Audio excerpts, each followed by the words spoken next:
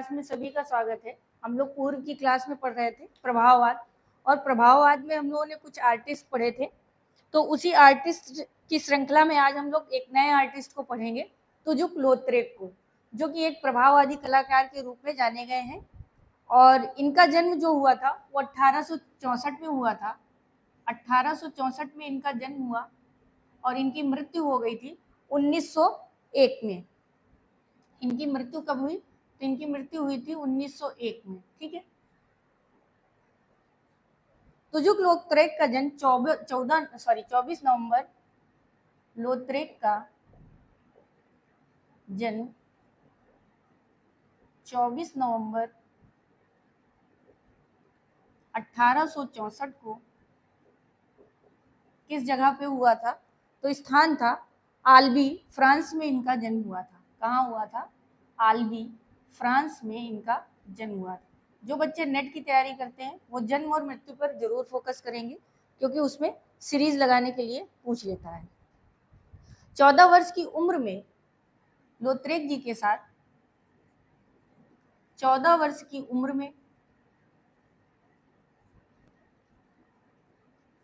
यानी उम्र में जब ये 14 साल के थे, तभी 1878 ईस्वी में 1878 ईस्वी में 1878 ईस्वी में लौत्रेक के साथ एक दुर्घटना हो गई थी। लौत्रेक के साथ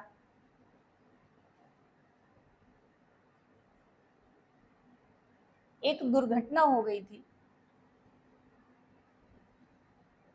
दुर्घटना हो गई थी जिस दुर्घटना में ये अपंग हो गए थे। अपंग हो गए थे, जिस कारण इन्हें बहुत सारी समस्याओं को फेस करना पड़ा और इनका जीवन जो है थोड़ा सा निराशा से भरा हो गया। इसीलिए लौत्रेक जो है सामाजिक जीवन की घटनाओं को ज्यादा चित्रित करते थे। ये जहाँ रहते थे या जहाँ ज्यादा बैठते थे, उसी विलासिता भरा जीवन को इन्होंने ज्यादातर चित्रित किया। लौत्रेक जी ने समाज के जिस स्तर को विषय बनाया है, अब देखिए इनके विषय के बारे में, यानी इनका विषय क्या रहा है चित्रण का। तो लौत्रेक जी ने समाज में जिस स्तर को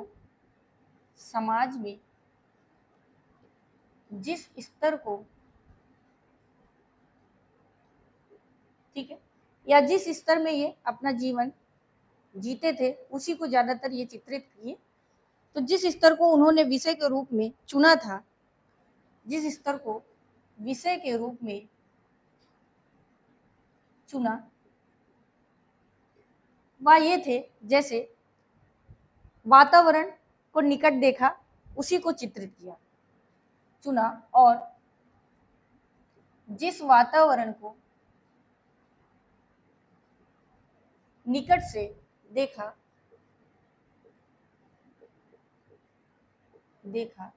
उसी को चित्रित किया। इनके जीवन में ये जो घटना हुई थी, वो इनके जीवन में बहुत बड़ा प्रभाव का कारण रही। ये अक्सर उन स्थानों को देखा और जाया करते थे जहाँ पे बैठते थे, उसी को ये ज्यादातर आत्मीय यथार्थ के रूप में चित्रित करते थे। किस रूप में? आत्मीय यथार्थ के रूप में चित्रित करते थे। आत्मीय यथार्थ के रूप में चित्रित करते थे। ठीक है, ठीक है, उधर से नहीं लिखेंगे।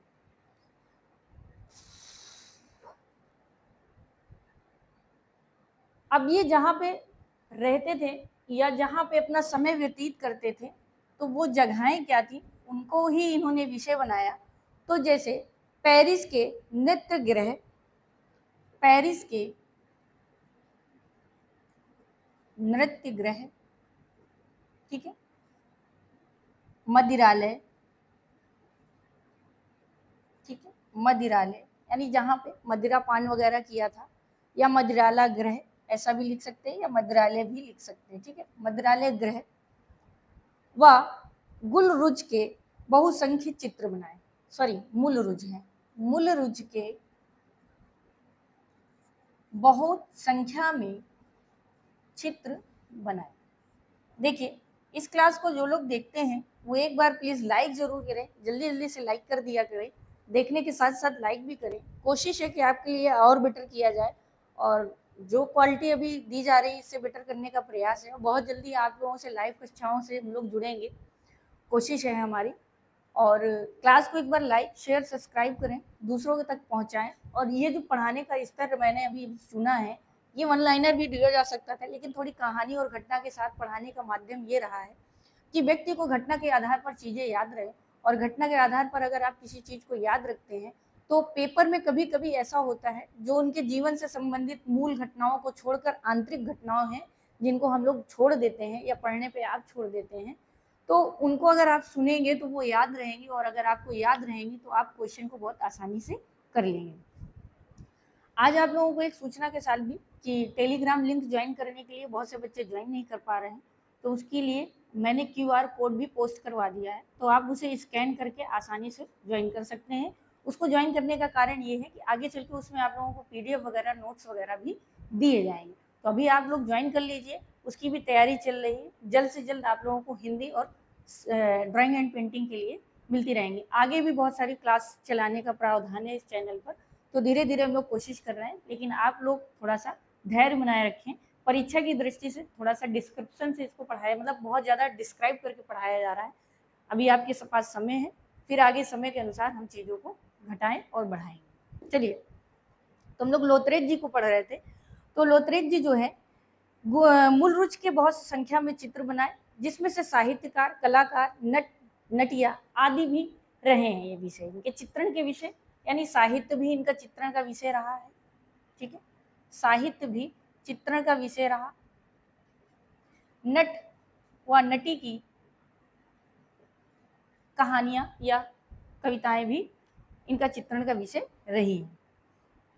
इसके बाद जब लोतरेज जी आयु के 10वें वर्ष में थे, आयु के 10वें वर्ष है ना, या 10वें वर्ष में थे, 10वें वर्ष, ठीक है, 10वें वर्ष में जब आयु में थे तो इन्होंने क्या किया था, 10वें वर्ष में करीब रेखाचित्र पुस्तिका, जानवर व आदमी व नावों के बहुत सारे चित्र बनाने लगे। तो वर्ष के यानी आयु के 10वें वर्ष साल में, यानी जब ये 10 साल के रहे हैं, तभी इनकी रुचि चित्रण में बहुत थी। और उसी समय इन्होंने रेखाचित्र पुस्तिका,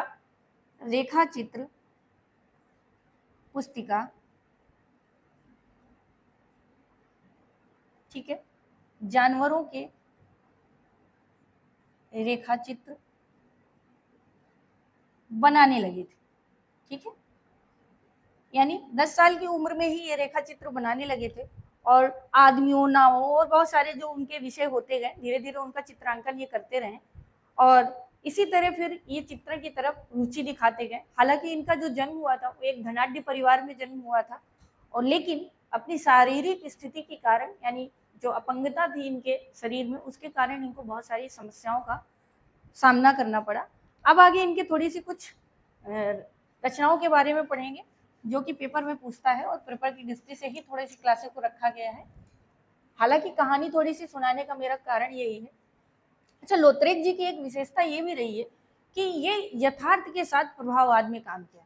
अगर इनके चित्रण देखे जाएं तो ज्यादातर यथार्थता से संबंधित थे, तो हम पूर्ण रूप से इन्हें प्रभाववादी चित्रकार नहीं कह सकते, लेकिन बाद में इन्होंने प्रभाववाद को ही और वातावरण को ही उद्देश्य बना के चित्रण किया, इसलिए ये प्रभाववादी कलाकार के रूप में जाने गए, और इसी में इनको सबसे ज्यादा ख्याति भी प्राप्त हुई थी। चलिए, 1810 ईस्वी के दशक के मध्य में लोतरेज जी ने 1810 हाँ 1890 सॉरी 1890 के दशक में, यानी 1890 ईस्वी का समय था, उसी दशक में के मध्य में इन्होंने जो है, उसी दशक के मध्य में इन्होंने क्या किया, इन्होंने जो है मूलरुज मदिरालय के अंतर्दृश्यों के कई चित्र चित्रित किए। मूलरुज, ये टाइटल है, मूलरुज मदिरालय के अंतर यानी अंदर के अंतः दृश्यों को चित्रित किया। क्योंकि देखिए इनका जीवन नीरस था और ये यही, जाहिर सी बात है, जब कोई द्रवित होता है तो मदिरालय में मदिरा पान करने के लिए बैठता है, तो ये एक चित्रकार भी थे, तो इन्होंने जो है उन्हीं सब को वातावरण और उसी दृष्टि से इन्होंने चित्रण करना प्रारंभ किया। तो मूलरुच का जो मदिरालय है इसके अंतर्दृश्यों को इन्होंने चित्रित करना प्रारंभ कर दिया था। ठीक है, और ये यहाँ पे इसके कई, यानी एक ही नहीं कई चित्र बनाए। पैनल होता है ना, एक तरीके से टुकड़ों में, आज ये दृश्य कल ये दृश्य, या जो उनको अच्छा लगा वो दृश्य इन्होंने चित्रित किए। इस पर इन्होंने कई सारे चित्र बनाए। ठीक है, लोत्रेक की पेरिस में जो दुखाद्य वेश्यागृह आबराज की बैठक हुई थी उसको सजाने का भी काम किया। इसके बाद जो है लोत्रेक पेरिस गए। ठीक है, वहां पर इन्होंने क्या किया, वहां पर इन्होंने वेश्यागृह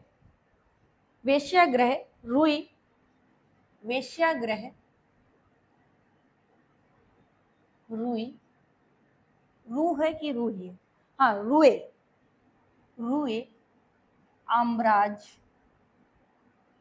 ठीक है, आम्राज की बैठक क्या सजाने का कार्य किया, कि बैठक को सजाने का कार्य किया। देखिए पीपीटी से पढ़ाना आसान है, लिखकर अपने शब्दों में पढ़ाना ज़्यादा कठिन है, और शायद किताबी भाषा को याद करने में दिक्कत होती है, लेकिन किसी की बनाई हुई परिभाषा को याद करना आसान होता है। तो जब ये 1890 के बाद पेरिस गए, वहाँ पे वेश्यागृह रूई अबराज की बैठक थी, उसे सजाने का कार्य भी इन्होंने किया। फिर 1990 में ही, उसी के समय यानी 1990 के मध्य में, 1890 के मध्य में, कभी कभी बोलो कुछ निकल जाता है, मध्य में इन्होंने ली रायर नामक मैगजीन के लिए, किस नाम से, ली रायर नामक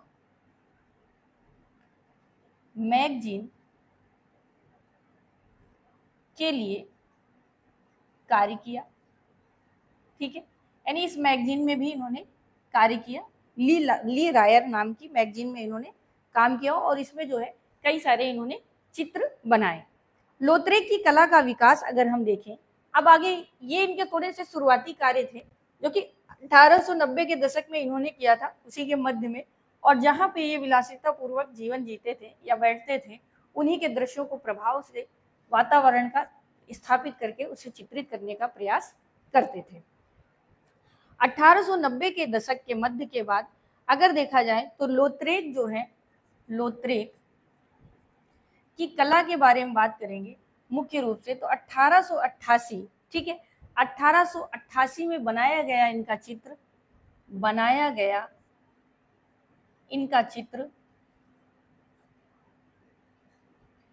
क्या था, चित्र का टाइटल क्या था, किस नाम से था, सर्कस फर्नादो।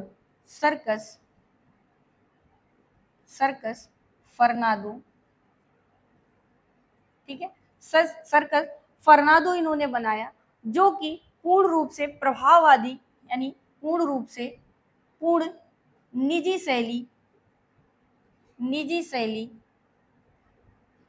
प्रभाववाद से प्रभावित होकर बनाया गया था, और ये पूर्ण रूप से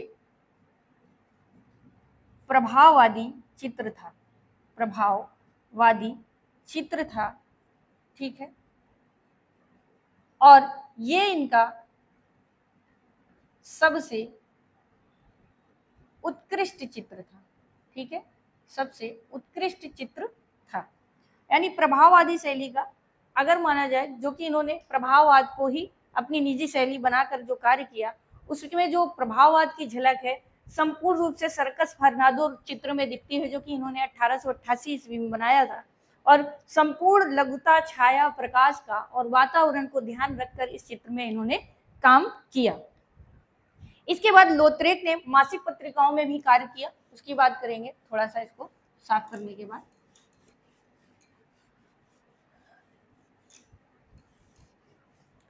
चलिए,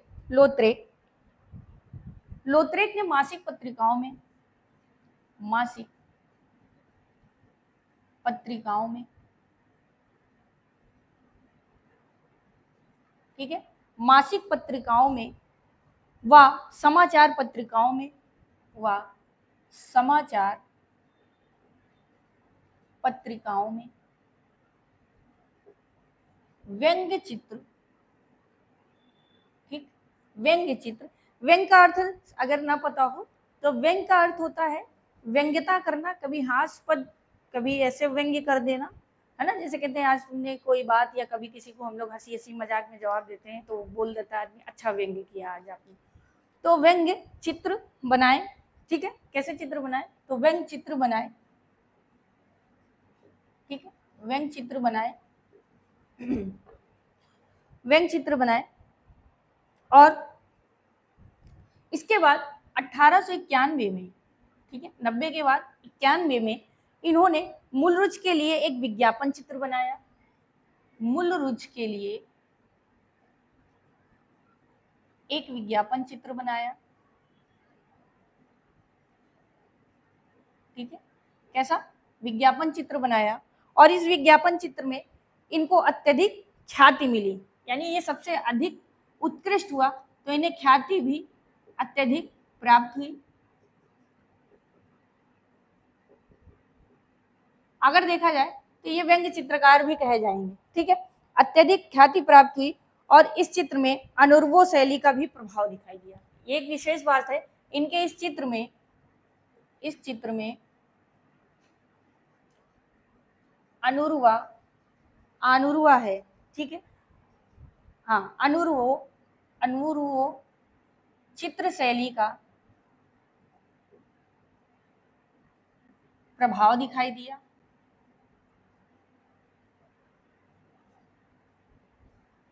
ठीक है। कैसा? अनुर्वो शैली का चित्र का प्रभाव दिखाई दिया, ठीक है।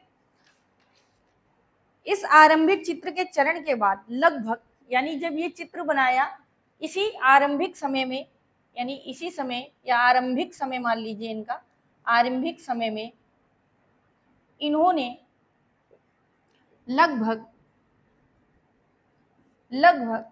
30 विज्ञापन चित्र बनाए। कितने? 30 विज्ञापन